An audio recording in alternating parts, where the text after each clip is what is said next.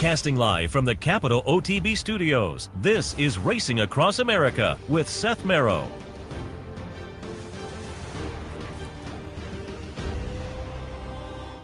This is Racing Across America. Thanks for joining us. I am Seth Merrow. Going to take a look at some Saturday action on today's show and talk a little three-year-old Derby Trail as well. A little bit later on, we will be joined by Jeremy Plonk, Horseplayernow.com, Countdown to the Crown. We'll take a look at today's three-year-old stakes, a couple at Gulfstream. There's the Withers in New York, Bob Lewis tomorrow out in Southern California, and just get Jeremy's take on the three-year-old early portion of the Derby Trail overall. But we're going to kick things off, really nice stakes action, again, with the two three-year-old stakes and more down at Gulfstream. So I reached out. You see her in the paddock every racing day down at Gulfstream, our friend Acacia Courtney. Acacia, good morning. Good morning, Seth. How are you? Very good. Happy to have you on board to talk a little Gulfstream. And today, but before we get to today, I want to go back and get your thoughts on last week. Had your colleague Brian Edo on the handicapping show earlier got his thoughts. I talked to Mike Welch last Sunday. I think everybody kind of agrees the World Cup itself was disappointing is the wrong word, but it's just not what we were kind of hoping for, that duel. But it was a fabulous performance from Life is Good. We're going to watch the stretch run here while we talk. And then earlier on the card, Colonel Liam was really good. Regal Glory overcomes a poor beginning and looked really good with that effort as well. So, again, didn't quite get the duel we were hoping for in the Pegasus World Cup itself, but overall, a really great day of racing. What was your takeaway? Yeah, it really was. I agree. I think that we were all hoping you're going to see the two of them duke it down to the wire. But I think it really speaks to the quality of Life is Good, too, and take nothing away from Nick's Go. But, you know, that was actually my slight concern going into it. I think Nick's Go is the type of horse that is so deadly when he gets the lead. And I was worried that he would be outfooted, and he was. And you could see the intent from Irad Ortiz on Life is Good as soon as he came out of the gate. Life is Good actually hopped up a little bit, and I saw Irad as I was watching from the winner's circle. You're right positioned in front of the gate, and I saw Irad Ortiz look to his left, and there was no Nick's Go right there, you know, when he broke and he propelled forward. So it was a really incredible performance from Life is Good. It is tough and have these matchups so built up, but I think these kinds of matchups and potential rivalries are great for racing too. So I was really thankful to both of the connections that we got to see these two horses run in the Pegasus World Cup. We saw a tremendous performance from an incredibly talented horse. Yeah, you guys were talking about it in the lead up the week before and that day. The Pegasus so far, year in and year out, has been absolutely fascinating, and this year was no different. We were kind of waiting for that matchup, and as I say, from the Breeders' Cup on, we were kind of anticipating. It didn't play out that way, but still, Life is Good did not disappoint. Todd Pletcher, big day for him. And you mentioned Irad Ortiz. He was was in here doing the handicapping show, and so I was looking at other treks, and I didn't have the sound on, but it seemed like he got a little emotional after the win on the turf. Mm-hmm. He did. Well, he had been sidelined with an injury. He had a horse act up in the gate a couple weeks ago, and he hit his knee on the side of the gate. And he told me afterwards in the press conference after the Pegasus that he had a couple doctors tell him he wouldn't make it back in time. Oh. And he was worried that he would lose his mounts on both Life is Good and Colonel Liam. And Todd stuck with him. The owner stuck with him. And I think he was just so thankful, A, to be able to make it back to ride that day after being sidelined and having some people tell him that he wouldn't make it back, and then B, getting to have those wins and keep those mounts on two really talented horses. Yeah, absolutely. It was a big day for him, as I say, a big day for Todd. And I mentioned earlier when I was talking to Brian as well, Jose Ortiz has made a little splash on his return to Florida this winter. He's up in New York today to ride in the Withers, but he has shifted his tack, and it seems like over the first week and a half, he has added his name to the Ortiz brothers that you have to watch down in Florida now. But let's jump in. Let's get some thoughts on this afternoon. We'll kind of work our way back from the Holy Bull. Holy Bull, Grade 3 event, $250,000 up for grabs. Some horses making potentially their first steps of the year on the Derby Trail. I'm going to pull up and take a look at the Remsen. When this race was run, I said afterwards I was really impressed with both the winner and the second place finisher, Mo Donegal and Zandon. Mo Donegal in this afternoon for Todd Pletcher. But it's a fun race. Simplification for Antonio Sano as a player. Giant Game from our friends at West Point. And the interesting horse in here is Tiz the Bomb, coming out of the third in the Breeders' Cup Juvenile Turf, trying the dirt again this afternoon. Your thoughts in the Holy Bull? Yeah, I think it's really intriguing. And you mentioned simplification. I wonder if he's really quite as good as a couple of the other main players, but I think that he's the controlling speed, and that's really going to be the key, I think, for him. So it makes it a really fascinating race as far as tactics. It's too bad we didn't get to see Mo Donegal and Zandon go head-to-head again, as, of course, that was a little bit of a controversial Renson with a little bit of leaning in the stretch there and very tight down to the wire. But I actually did go with Giant Game. I was kind of enamored with him before the Breeders' Cup Juvenile, and I actually interviewed Dale Roman right before the race, despite the fact that the horse was 20-1, and because he completely took my breath away in the paddock before the Breeders' Cup. And we'll see if he has to take a step forward today, but he's already shown he can go the distance. It's a first finish line race, and he was a little bit more tactical when he broke his maiden at Keeneland, and spoke to Dale Romans yesterday, and he said he's not going to let simplification get too far away. So I'd imagine we're going to see Luis Saez, who knows this track and rides this track so well, get him into the game and not leave him with too much to do late with that first finish line run. Yeah, it's certainly working well in the morning. I always like to root for our friends at West Point, so we'll see what that one can do. The 9 post position concerned me a little bit at the mile and a 16th, but I certainly think he is an absolute player in there. The Swedish Chant is the 10th race this afternoon at Gulfstream. 3-year-old fillies on the turf. I pulled up allowance optional claimer, Tampa, December 8th. The winner will be number 7, Battle Charge. Off of this effort, I'm tilting slightly in that direction. I think Ocean Safari is interesting. I think Opalina is a player, nostalgic. Brian Nadeau on the earlier show thought Ambitus might be an interesting, little bit of a longer price in here. But what are your thoughts on the Swedish Chant? Yeah, I did think Battle Charge was the one to beat, actually. I thought that was a really big performance on the turf at Tampa. I like her running style. We've seen Tim Ham. I think that this one may actually kind of fly beneath the radar a little bit, because Tim Ham isn't a trainer you see much here at Gulfstream, but he's a terrific trainer. He's actually 21% on the year. You think of Jay out of the office a couple years ago, or last year, I should say, who was so successful as a 2- and 3-year-old filly. I actually put Amplitude second. I toyed with putting her on top. I think that she comes out of a super live race in her debut at Aqueduct on turf, and she won really gamely last time out. I wouldn't put too much stock into the figure that she got last time out. I've noticed that some of the buyer speed figures on the synthetic come back a little bit lower than we often expect them to. I thought she overcame some adversity that day. Love her getting back on the turf. I got to see her up at Palm Meadows the other day for Grand Motion. She looks terrific.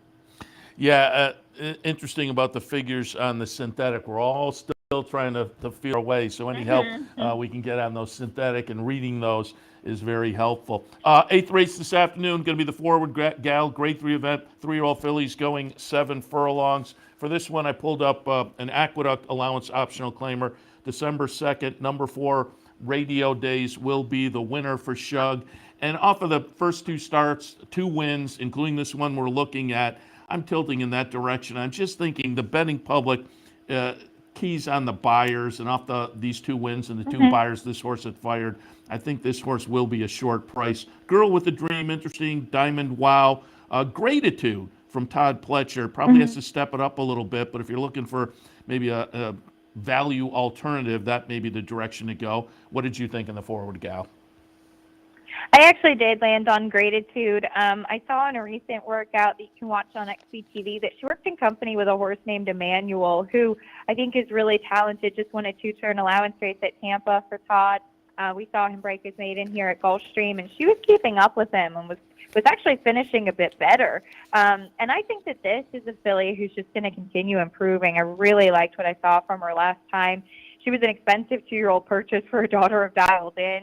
Radio Days, I think, is the quote-unquote one to beat, given how impressive she was in her 2 races in New York. And I think it's interesting because she is by gun runner. There is quite a bit of turf pedigree on the bottom side with her being the half to Bowie's hero as well.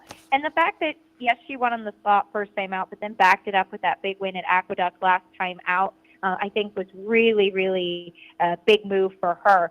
This, I had a tough time because I think any of the four that you mentioned could take a step forward and win this race. Interesting gratitude working with Emmanuel, because you're right. We're going to watch that race a little bit later when we talk to Jeremy Plonk. But for folks who didn't catch it last Sunday, I had Todd on last week in anticipation of Pegasus Day, and I mentioned Emmanuel, and he said, yeah, we're looking at something, and kind of hinted at that race at Tampa, and so looked pretty good in the second career start. So yeah, that's interesting that one was working with Emmanuel, who is certainly flashing some potential.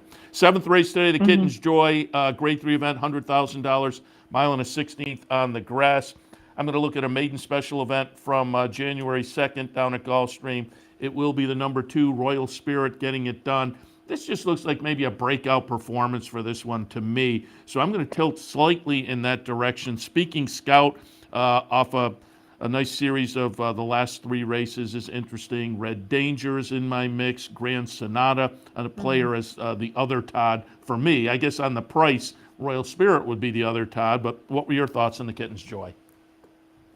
Well, I think that the two coming out of the pulpit are major players with Speaking Scout and Red Danger. I actually flip-flopped them here. I thought Speaking Scout was a bit unlucky with the post that day, and I had liked Red Danger going into the pulpit, but Speaking Scout gets the blinkers on.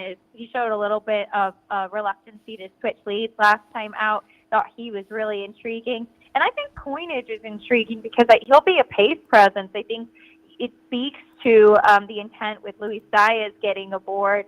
Yes, it was a really slow pace when he wired the with anticipation, but he ran okay in the Breeders' Cup with an outside post, and I think just in over his head a bit and being part of the pace. But I think they're going to be aggressive with him today, coming back in his first start since that Breeders' Cup Juvenile Turf. Very good. And we start out the stakes section in race number 5 in the Swale. I said earlier, always like to root for Lee Einsiedler. I was disappointed when High Oak had to sit on the sidelines with a little bit of a temperature, but we still wind up with a field of 6 in here. In Dreams, to me, is the interesting horse, but I pulled up the replay from My Prankster's win on December 10th. My Prankster will be the number 5 horse here. Todd Pletcher trainee, also in on Saturday. Of a Revolution for Safi Joseph, could be a player. Dean Delivers, interesting to me as well. Graphic Detail for Bill Mott. I could make a little case there, I suppose. But as I say, I'm tilting towards In Dreams. What are your thoughts on the Swale? I completely agree with you. I think that 91 buyer speed figure in the last 2 performances just kind of jump off the page, whereas the rest of the horses, I think, have ability, but likely need to take a little bit of a step forward. I thought that My Prankster's last 2 races were okay versus what we saw from his debut at Saratoga, when it looked like he just had a world of talent, and he is still talented for sure, but he just managed to win last time out, and I remember being a little underwhelmed by that performance. If you like Mo Donegal in the Holy Bull, an interesting note is that they've been workmates, My Prankster and Mo Donegal, and My Prankster able to keep up with him. So as far as workouts, if that's intriguing to you as well, I thought that was pretty interesting, but for me, it was all about In Dreams, as we saw Brad Cox come in with a nice winner on the Pegasus undercard last week as well. Yeah, that's worth mentioning. That horse that had been racing up in Pennsylvania. I wasn't quite sure what to make of that horse, but just one time. Yeah, nice performance from that one for Brad Cox. Acacia, as always, appreciate the thoughts, and wish you and everybody down at Gulfstream good luck this afternoon. We will, of course, continue to watch and live vicariously as we look at the nice weather. I said to Brian earlier, as I drove in today, my dashboard thermometer was still reading single digits. So I always like to watch the racing at Gulfstream, and appreciate your coverage down there. And of course, we will talk again. Absolutely. Thanks a lot, Seth. Appreciate it. Acacia Courtney, again, you can see her down in the paddock prior to the races, the pregame show as well on big racing days and every racing day during the championship meet down at Gulfstream. And today is one of those big days with, again, a really, really nice stakes-laden card. Let me just have time to hit on a little news, and I just wanted to pull up because got the Equibase stats for the month of January. And it's always interesting to take a look at how racing is doing as far as the numbers. And the January handle went down 1.82% as compared to 2021. It's interesting, though, because they also, as they have sent these out, Equibase sends these out every month and at the end of the year. It's interesting, they also make a 2019 comparison on all of these. Why do they do that? Well, 2019 was pre-pandemic. So the handle this year, January 2022 to January 2021, the national handle was down 1.82%. It was $942 million. But January 2022 to the last year before the pandemic, January 2019, handles up almost 20%. So I've said it the last 2 years. Horse racing, as compared to other sports, I think has done very well during the pandemic. And of course, we were kind of the only game in town for, 2-3 months. We had those 5 tracks that kept running right in the initial stages of the lockdown period. And then television coverage kind of expanded out of that. And I think, as I say, we have managed to plow through the pandemic in not just as best a way as possible, but in a way that moved the game forward nicely. And as I say, compared to other sports, kind of stands out because that's just, it's nuts. January as compared to the January before the pandemic, a 20% increase. You'd also have to go back and look at January 2019 and see, were there cancellations there or that kind of thing may have played into it as well. One difference I can tell you, this year as compared to 2019, you had Oaklawn races in the mix. So that would make a little bit of a difference too. That said, and I'm just looking, the number of races actually went down.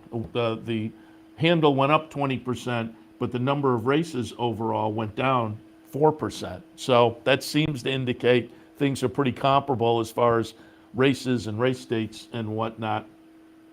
But still, the handle taking a real jump as compared to pre-pandemic times. So as I say, the game has done a spectacular job during rough times. So hats off to horse racing in general.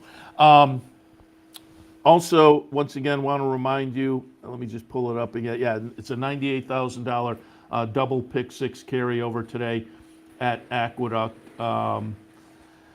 It was a carryover from on Thursday when they started racing again. It was a carryover from last Friday. And again, last weekend, given the weather conditions, there was no racing in New York Saturday or Sunday. So the carryover from Friday carried to Thursday. And then Thursday, the last race was canceled, which according to the rules means the carryover had to go to Friday. Because again, most of the card was run on Thursday. It was just the last race was canceled. But given that situation happened after betting on the pick 6 and whatnot, the New York State rules say the carryover had to go to Friday yesterday. And then yesterday was just a tough sequence and nobody hit it. So $98,000 carryover into today's card at Aqueduct. So keep that in mind if you're a pick 6 player. All right, I'm going to take a break. When we come back, our friend Jeremy Plonk, Horseplayernow.com, Countdown to the Crown. Some 3-year-old conversation. We'll look at today's stakes and the Bob Lewis tomorrow at Santa Anita, and just general 3-year-old conversation as well. All of that right after this. Stay tuned.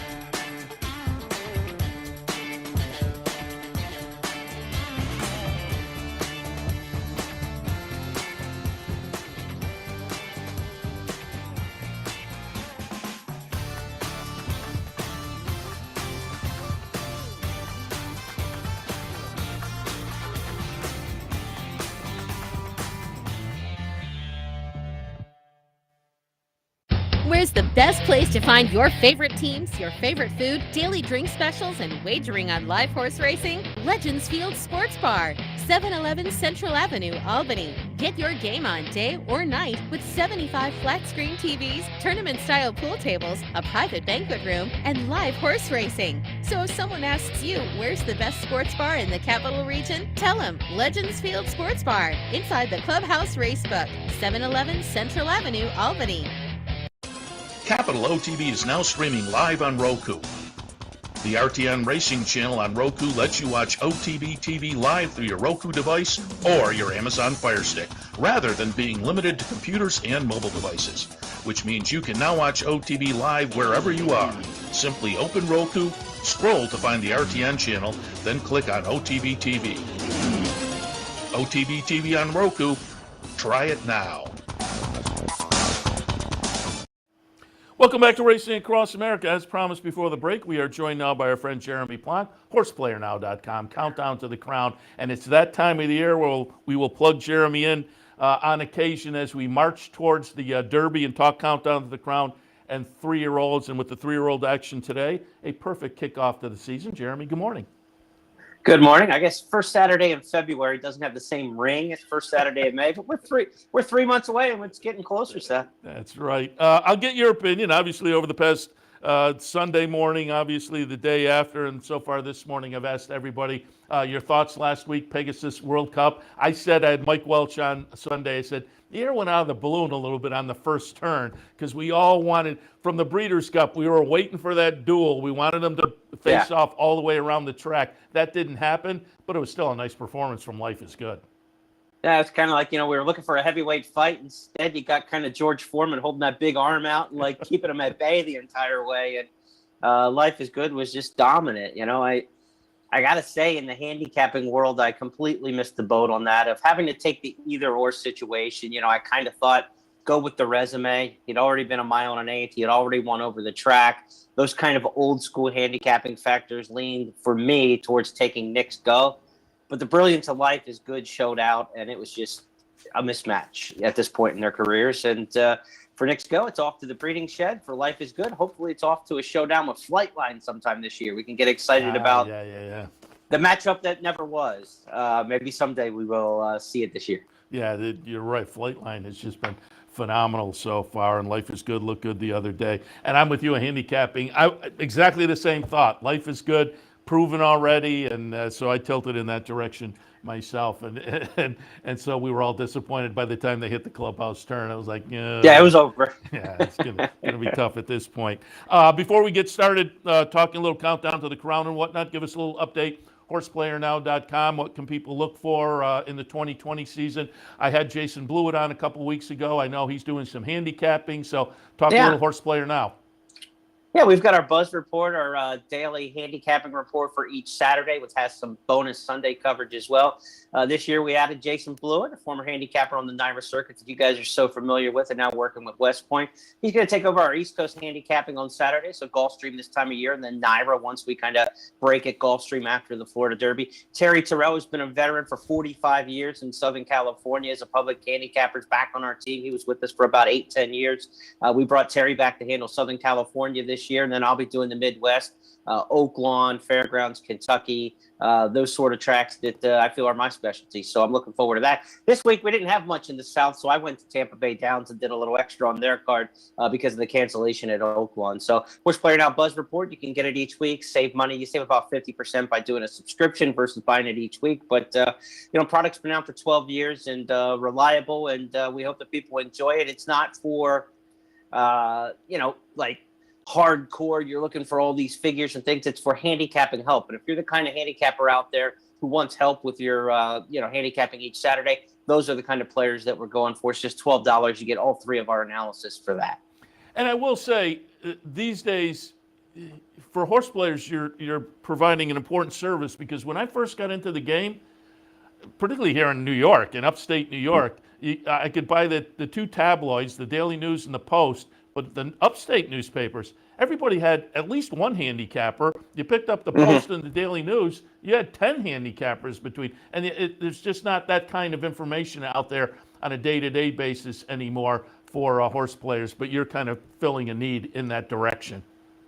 Yeah, we tried. Look, the subscription plan is less than $6 a week. It's $5.80 with the subscription for the whole season, every Saturday through the Breeders' Cup. So you get more than 40 weeks. And we created the product around the same time we created the night school, because people asked us, like, okay, well, give us your help on Saturday. And of course, people might know the night school program we did was kind of, one of the key online launch programs for teaching people about horse racing. So we wanted to make a product that was affordable, that people at that level would be interested in. And that's what we continue with. But, I feel like, we're three high-level handicappers who do a good job for anybody at any level. But at the same time, if you're a player who's kind of starter to intermediate, I think it can be a lot of help for you. Yeah, absolutely.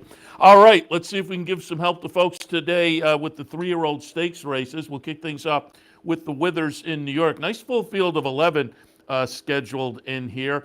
I pulled up, and if people look at Countdown to the Crown, which, by the way, comes out every Friday. You handicap and preview 3-year-old stakes and early on some of the allowance races and important 3-year-old races coming up. Review the previous week. It's a great product. We talk about it all the time. Free. You can just pull it up and check out your opinions on the 3-year-old trail. I pulled it up and looked at some of the horses you liked, and so I'm going to pull up here. I'm right with you. December 18th, we're going to look at early voting, winning a maiden special weight event in the career debut for Chad and Klarovich. Jose Ortiz was on board this day. He comes back from Florida to jump on board this afternoon. And off of that effort, I'm with you. I put early voting on top. Constitutional Lawyer off the maiden breaker last time is interesting. I kind of switched up a little bit. Cavassier and Cook Creek, they ran 1 and 3 in the Jerome last time, but I thought Cook Creek may benefit from that and run better today, so I switched those around. But I'm with you with early voting. What are your thoughts on the Withers? Well, you've got a lot of horses coming out of the Jerome Stakes, but that was so slow late. 27-4 for the fourth quarter. I've been doing Countdown to the Crown. This is the 17th year of doing it. I don't ever remember typing 27-4 for any quarter. I just don't. And it was a 1-turn mile. So I know it's been very demanding in New York. That track has been heavy, outside horses. I get all that. So 27-4 is 27-4. It's the slowest fourth quarter I think I've ever seen for a race. So I can't play the horses out of the Jerome. I've got to take, as I go 2 turns now and they extend another 1/8 of a mile, I've got to try to find the fresh faces. And I thought early voting was the best of the fresh faces. He is pedigree-wise, route on route, right? He's gun runner on top. I believe he's got, Tis Now on the bottom as the dam sire. He is bred to go longer. So his mile race, I think, will translate out better to a 1 1/8 than many of the horses coming out of the Withers. That's why I lean to him. Chad's barn is heating up in the last couple of weeks compared to a pretty slow fall and early winter by his standards. But he's starting to perk up, and I think early voting's one that you look at Jose Ortiz, right? You're talking money riders here. He rode Cavassier to win the Jerome, and he's jumping off a graded stakes winner to ride a horse coming off a 1-start maiden breaker. So I know it's Chad Brown. I see all those connections and things like that. It's better for business down the road.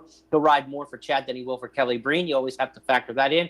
But in a graded stakes with $250,000 on the line, and you think it could be a Derby horse, he was quick to jump off Cavassier and to take them out here on early voting. One other one I think you want to keep an eye on. I had this horse right at the bottom of my top 20 in Countdown to the Crown, 18, 19 in recent weeks. I had to kind of bump him this week to make room for some other horses who have had some good performances in recent weeks.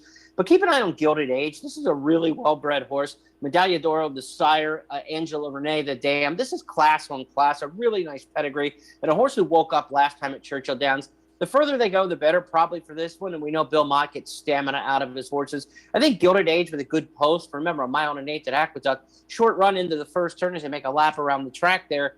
That 4-hole's not going to hurt at all for Gilded Age. He doesn't have any speed. He's dropping towards the back anyway. But I think Gilded Age is a horse who can finish up here at a 1 1/8 and get a piece of it.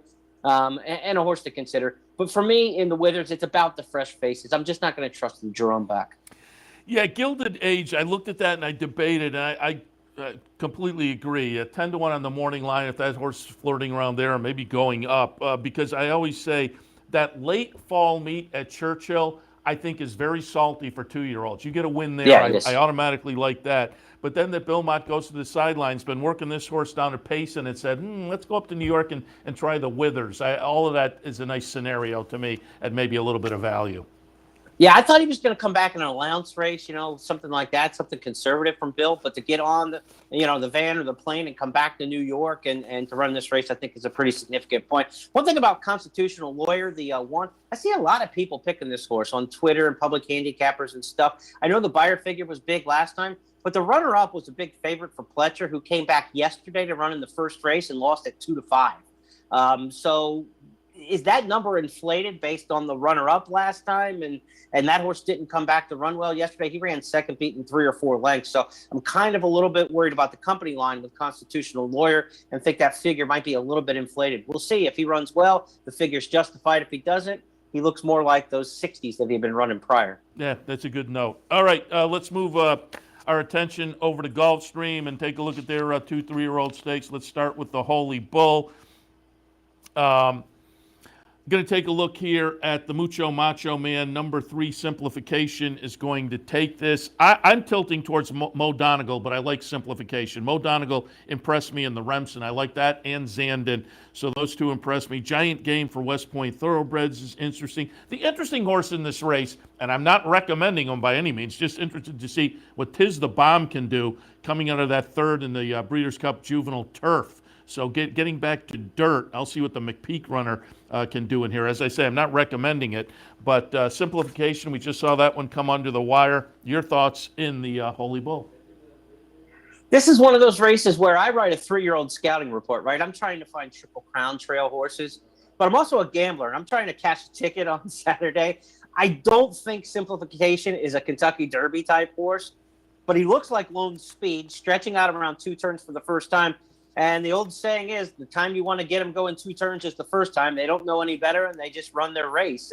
And so Simplification, for me, is loose on the lead in here. I don't see anybody to run with him early. Javier Castellano, one of the better jocks in the last decade or two, nursing a horse on the front end. He's got a good clock in his head. He's got a great post position, post 4. Remember, these mile and 16th races at Gulfstream Park start right on top of the turn. Very much a bias towards the inside post. The outside posts have to run really well to overcome that. So I don't see speed to the inside in the 1, 2, 3. I think Simplification, bust, get the rail, go, and he'll take him as far as he can. And the mile and 16th races at Gulfstream, like this Holy Bull is, finish at the 16th pole finish line. So he doesn't have to have a ton of stamina. If he turns for home on top, he's only got to get to the 16th pole. So I think Simplification is the gamble in here. I think he's the right horse for today. I don't think he's the horse for down the line. I've actually got 3 top 20 horses right now in terms of prospects in my rankings. Tiz the Bomb, Mo Donegal, and also Giant Game, who's unfortunately drawn that tough outside post 9 in here. And it's going to have to be much the best to win from out there. But I think all 3 of those are legitimate Kentucky Derby prospects. And they're not horses I picked to win this race because, to me, pace makes the race is always the first thing you have to look at.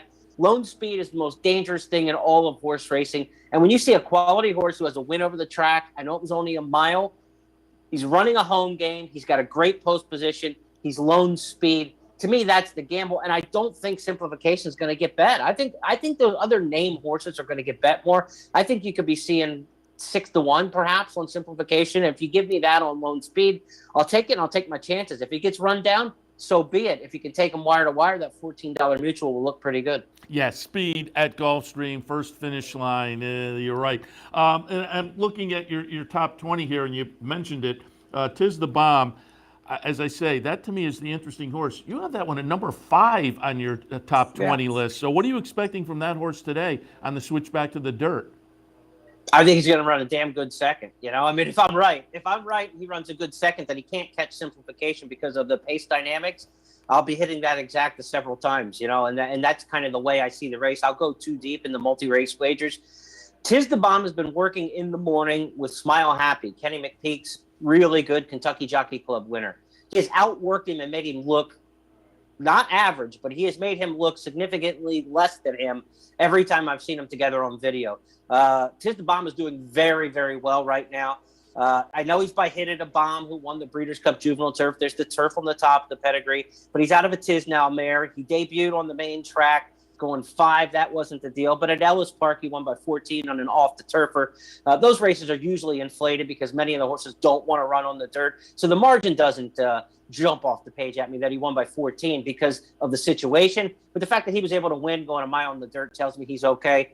The key with any of these horses going turf to dirt for me is always the dirt in the face factor. So how far behind are they? Do they get cover? Do they stay to the outside and avoid that cover? You don't want to be covered up if you've got a turf horse running on the dirt. He's going to take dirt the whole time, and it could dissuade him from running his race. So, but I do think Tiz the Bomb, as they get longer, as they go farther, I think he's going to be an effective dirt horse in this crop. So, yeah, I think he's got a big chance to win. And again, for multi-race wagers, I would go 2 deep. I would take the speed simplification and Tiz the Bomb as the highest quality horse from off the pace. But, we'll see. I mean, I think the trip for him is to stay outside of horses. If he stays out in like the 3 path and in the clear and doesn't take dirt in his face, he's going to run his race. Yeah, as I say, he to me is the interesting horse in here. I'm going to be very intrigued to see what Tiz the Bomb does. A little bit earlier on the card, the Swale, 3-year-olds going 7. It's the time of year where if you have a 3-year-old and they're a sprint meant, you can try the sprint, and then if they win, then you start thinking, well, let's maybe stretch and try 2 turns and see what we have. That may be the scenario for some of these in here. I pulled up the Oaklawn allowance optional claimer from the middle of December. Who thought we would be saying that? The Oaklawn race from the middle of December, but yeah, it is number 4 in Dreams getting it done. I'm going to tilt in that direction for Brad Cox, but my prankster for Todd Pletcher coming out of a win down at Gulfstream is clearly going to be playable as well. What are your thoughts on the Swale? Yeah, it looks like an either or, right? I mean, if it gets beyond In Dreams or my prankster, I think it'll be a significant surprise to everybody. In Dreams' win was really good. The horse who runs second here, you don't see him on the screen because he's 6 lengths behind. His name is Chasing Time. There he is crossing the wire for Steve Asmussen. He came back and ran probably the most impressive 3-year-old race I've seen this year since the turn of the calendar, Chasing Time's next allowance race at Oaklawn. And he got dusted by this horse in December. So that is good company lines and a good barometer for In Dreams. You have to like that. He gets Irad Ortiz on the ship in. A lot to like there. In Dreams is going to be tough. My prankster, I also think, is highly talented. He's a horse who at Saratoga last summer looked so good training before his debut. He was bet off the board. He ran off the screen, winning by 10. I think he's getting back to some of that form with that last allowance win. I know the win margin doesn't look like a whole lot, but there were 13 lengths back to the third horse, I believe, in that race, 12 or 13. So they spread eagled the field. The runner-up just happened to run a good race as well. I've probably got my prankster overrated in terms of a Derby prospect. I've got him in at number 8. I've probably overinflated the Pletcher horses because I just haven't found enough groove with other horses that I like yet. And there haven't been a lot of dazzling performances. Chasing Time, I talked about his race at Oaklawn. There's a horse named Apprehend who's also run a really nice race, but I think that was right before the New Year turn. There haven't been a lot of dazzling performances so far since 2022 has begun. So my prankster's up there. I've got him like at the 8th ranked prospect, but maybe he's a sprinter moving forward. There's enough pedigree, though. My Wandy's Girl is damn. It's a really effective filly and mare, won a lot of good stakes races at middle distances. He's by Into Mischief, who's gotten a Derby winner already and authentic. So, maybe my prankster can go longer, but Todd's not in a hurry to do it now. He's got Mo Donegal to run in the long race, so he can go short with my prankster and maybe sweep the 3-year-old stakes. But I would assume if my prankster wins this race, he gets a chance somewhere to go long next time.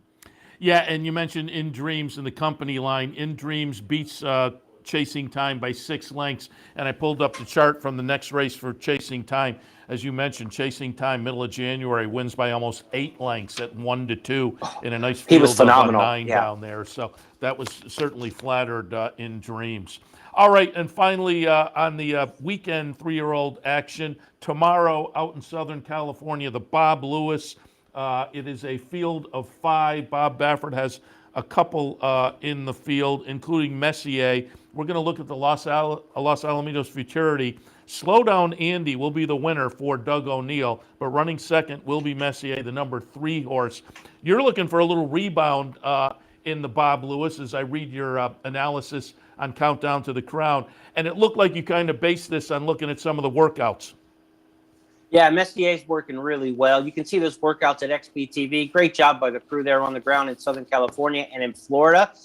They've banked, I think it's somewhere over 15,000 works over the past couple of years, and a really valuable handicapping tool to use. XBTV.com. It's free. All you have to do is log in and create an account, but there's no tie to a wager or anything like that to it. It's free to use. Messier's working really well for Baffert. I thought Slow Down Andy was going to be in this race. He's conspicuous by his absence. He beat him in that race at Los Alamitos in the Futurity. He's not there for Doug O'Neill, so I'm kind of curious where he may end up and if there's something amiss there. But he has been on the work tab, so maybe they just decided to wait for another race and hit the road with Slow Down Andy. There's not a lot of options to me in this Bob Lewis Stakes that jump off. Sir London was good last time at Los Al. Those horses often don't repeat that Los Alamitos form. And like we talked about, off the turf races have exaggerated margins sometimes. These thoroughbred races at Los Al have exaggerated margins too. That stretch run is like the length of an airport runway. I mean, it is so long. And so like the margins, like I'm ahead 2, I'm ahead 4, I'm ahead 6, I'm ahead 10 before you know it. It seems like a lot. So Sir London's last win might have been kind of inflated in that respect. But, so I don't have anybody else I like in the race. Wharton looks okay for Baffert off the career debut win. Happy Jack is kind of the plan B for Doug O'Neill. He didn't run Slow Down Andy. He runs this last out Maiden Breaker, who was just, to me, okay in his debut win. If Messier doesn't win this one, then he's not a trail horse. I think this race sets up for him. He should win. Flavian Pratt jumps off the ride for Simon Callahan, but was that a move, or did just Baffert guarantee Johnny Velasquez the A mount and the horse he wanted to pick if he came out all season? I kind of lean towards that. And the fact that Johnny V's on Messier, I don't look at it as Pratt opted the ride, Sir London. I think that was probably Johnny V's call, and he'll be aboard Messier. So whether these horses get to the Kentucky Derby or not, the courts will decide. Yeah, I was going to say, you mentioned Messier, maybe a trail horse, and is he a trail horse? It's just... And Santa I Anita noticed Derby you had Trail, I guess. Yeah, Santa Anita and the same Arkansas Derby, because I noticed you wrote some nice things about Newgrange last week at Oaklawn. But boy, this Bob Baffert saga going to the Kentucky Derby and in New York, and they still haven't adjudicated things. That's the one that gets me. The Kentucky Derby is, to me, the linchpin of all of this, and that has dragged out so long. It's just going to make this Derby trail really kind of confusing, to say the least. But the legal system is the toughest battle that we have to face when it comes to handing out punishments. And for years, that's why when you read the rulings, you saw $500 fine and 3-day suspension, and the guy took the 3-day suspension during dark days when he was going to Cabo anyway, right? You have to give a punishment that they'll agree to so that it doesn't go to litigation. Because if it goes to litigation, it just doesn't hold up often. And it's very expensive to litigate. So what racing commission, what racing body is going to pay to litigate against everyone? It's expensive to defend yourself, but it's more expensive to prosecute everyone, right?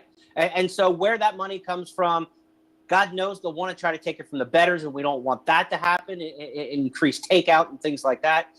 So the legal system is a very prickly pear, if you will, in how we move forward in adjudicating some of these things. And quite frankly, I don't think they know what to do with the Derby yet, because they've had this long to do it. I know there is some hearing, I believe, coming up sometime very soon, if it did not take place in the last few days. So we shall see. My gut tells me you'll end up seeing Baffert on some sort of injunction with his horses in the Derby, because they won't have made a decision by then. Yeah, the whole thing, just from a fan perspective, a little bit disappointing, a lot disappointing. Yeah.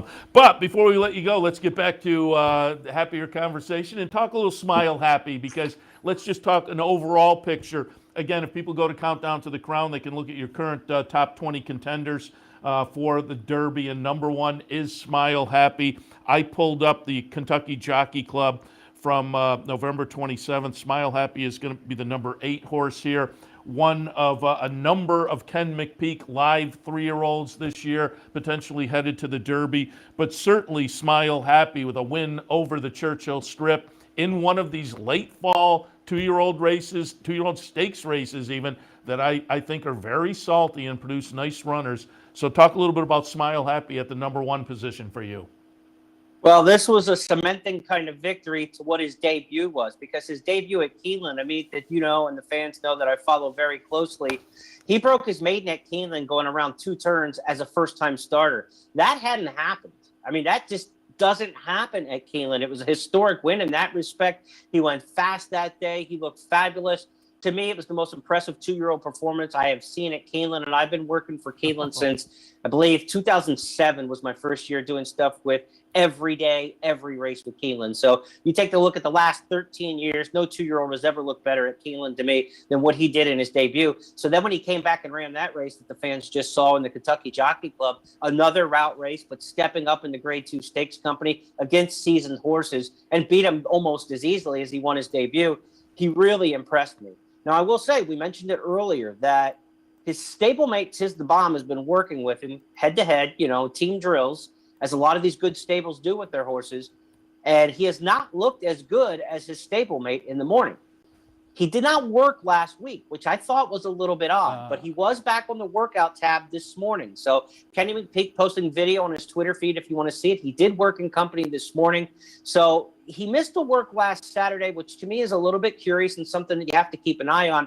But the Risen Star still a couple weeks away at Fairgrounds. That's where they're planning to run him back. Churchill's got the long stretch run, and he ran well there. Fairgrounds has an even longer stretch run. And so I think Kenny's trying to match his 4 contenders up over 4 different circuits, and he's doing a nice job. You know, he wants to bring Rock and Roll back at Tampa. He's got the horse today in it at Gulfstream Park, of course, and Tiz the Bomb. He's got Smile Happy to go to Fairgrounds. And then, of course, he's got the horse at Oaklawn that's already run in 2 of the stakes races. So Kenny's got a lot of options. He's doing a really good job of keeping them spread apart. And I'll give him credit. You know, he's a bit of a salesman and things like that, and an entrepreneur. But he's doing good PR right now, in that he's keeping the fans apprised of what's going on with his horses, where they're headed next. He's not being coy about it. He's posting their workout videos and stuff like that on his social media feed. So I tip the cap. The guy's got a big hand to play. Best crop for Kenny McPeak for sure for the Triple Crown since back in 2002 when he had Harlan's Holiday and Repent back in those days. He had a really big hand to play back in 2002.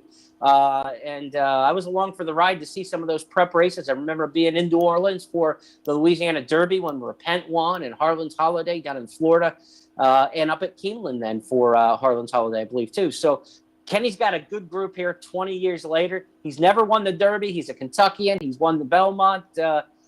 He would certainly like to win a Kentucky Derby, I am sure, to cap his career. Yeah, he's always been very accommodating to us, so easy to root for. And I've been saying it now for 2 months at least.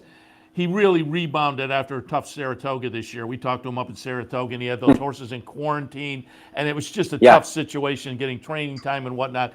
But then once he got away from Saratoga and back down to Kentucky for the fall, things rebounded very nicely for Ken McPeak. Let me touch on another one. And if the guys in the control room, I didn't ask for the replay, but maybe they can pull it up. The 9th race yesterday at Gulfstream. So if you can if you guys can grab the stretch run to that, the 9th at Gulfstream yesterday, because you have American Icon sitting number 2 on your list. And yesterday, I'm going to ask you, because he ran second yesterday at 4 to 5, and I'm just curious.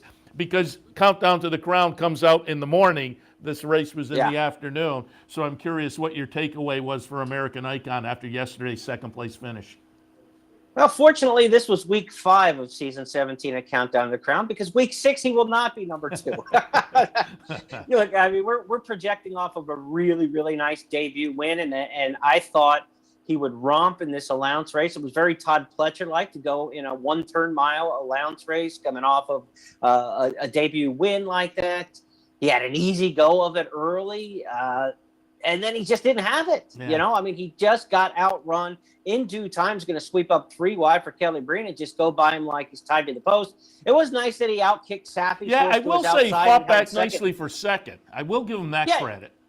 Yeah, he didn't throw out the anchor, but the other horse looked like he should have looked in terms of the way he's finishing up and reaching out. Yeah. And it was a decent effort, but it's not a number. And he could still be a stakes horse, and he could still be a Kentucky Derby horse. Don't get me wrong. He's not number 2 6 weeks into the season, though, anymore. Some of this is, you know, we talked about this with the Life is Good debate versus Knicks Go, right? Some of it's resume, some of it's your eye test, right? And Life is Good didn't have the resume that Nick Go had, nowhere close to it. But he had the eye test. Well, you go with the eye test with a horse like American Icon. He doesn't have the resume of a lot of the horses in the top 20. But I thought on eye test on his first race that he looked like he could be a potential star. Pletcher's winning everything in sight. We missed the boat on this one. I don't think he's number 2. Could he get back into the mix in 2 more races? Sure. You know, it's early enough. We're 3 months out, so he could get 2 races in him. He certainly is not going to get another allowance race to fill later in the Gulfstream meet. That's kind of like a once or twice a meet thing. Yeah. So he goes to the stakes races next. Could he go to the Tampa Bay Derby at a mile and a 16th and then move on to the Bluegrass at Keeneland? A lot of the Tampa horses go to Keeneland. The spacing works out really good. Todd supports both races. Yes, so I think you could obviously see American Icon as a potential Tampa Bay Derby horse out of this race. And if he runs well there around 2 turns, and he runs well at Keeneland, maybe he justifies it in winning the Bluegrass that he is a top 5 type horse. But I can't keep him there now. Yeah, I wanted your opinion on that. As they say, you put the and thanks for throwing that in. You didn't tell me all these papers I got here. You didn't tell me anything about the horse that I had picked number 2. Getting beat that you were going to bring out to me. Well, I still love you. Those are interesting. I still love you. I can't knock you. I mean, he was coming off a debut win, and it was a Pletcher horse down at Gulfstream. But I'll go in the other direction here, because before we let you go, I wanted to comment on Emmanuel. And you have him at number 5.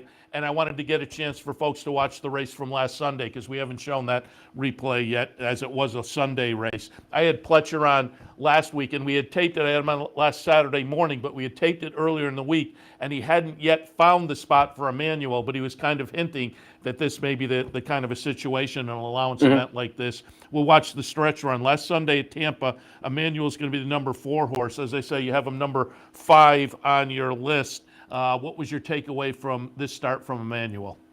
Oh, this was good. This is what you wanted to see here. This is him finishing up on the back end like we saw Kelly Breen's horse In Due Time do in the video, right, from Gulfstream yesterday. So this is what you wanted to see. This is how you wanted to see American Icon finish. He didn't. Emmanuel did. Emmanuel is a horse I really liked off his first win. I had him somewhere in the 14-15 range, I believe, until this race at Tampa last Sunday. Then I zoomed him up the list. I really like the way he moved forward. That's what you're looking to see. You know, strong debut, even better second start. Can't wait to see what he does next. You know, he's got the race over the track at Tampa. Could he go back to the Tampa Bay Derby? Todd, like Kenny McPeak, we said a few minutes ago, he's got to decide where he's going to spread some of these horses out. Todd doesn't have a stable at Oaklawn, but he supports that program a lot in the stakes, especially later in the meet. So this could be a horse for the Rebel. You could see Emmanuel in something like the Rebel. Maybe you see American Icon go for the Rebel. Those 2 horses, they're not both going to go to Tampa. They're too good. There's not enough points at Tampa. It's not enough purse at Tampa to be splitting your atoms, I don't think. I think when you have 2 good horses and you need to get them points and you want to get purse money and graded black type out of them, I don't think you run 2 really good horses against each other in the Tampa Bay Derby. You separate. So I could see American Icon or Emmanuel going to Tampa, the other one going to the Rebel. That would seem to make a lot of sense. And, of course, Todd's got a lot of hands that he can still play at Gulfstream and at Fairgrounds.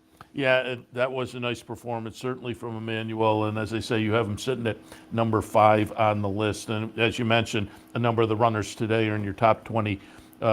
So we'll see how they fare this afternoon. Again, Countdown to the Crown. You can type that into Google. Horseplayernow.com will take you to Countdown to the Crown as well. Always a nice package that comes out on Fridays. Highly recommended during the Derby Trail season. And as noted earlier, Jeremy, we appreciate the conversation to kind of kick off a little Derby Trail talk, and we will check in again as the Derby Trail progresses. I would like that very much, Seth. Good luck to you and good luck to all the players out there. Appreciate it. Jeremy Plonk, Horseplayernow.com, and of course, Countdown to the Crown. And again, that package comes out every Friday. Nice preview of the stakes action. And early on the Derby Trail, Jeremy also will take a look at some of the important allowance, maybe even some of the important maiden special races as well. And in preview and review also every Friday morning. You can check that out. Countdown to the Crown.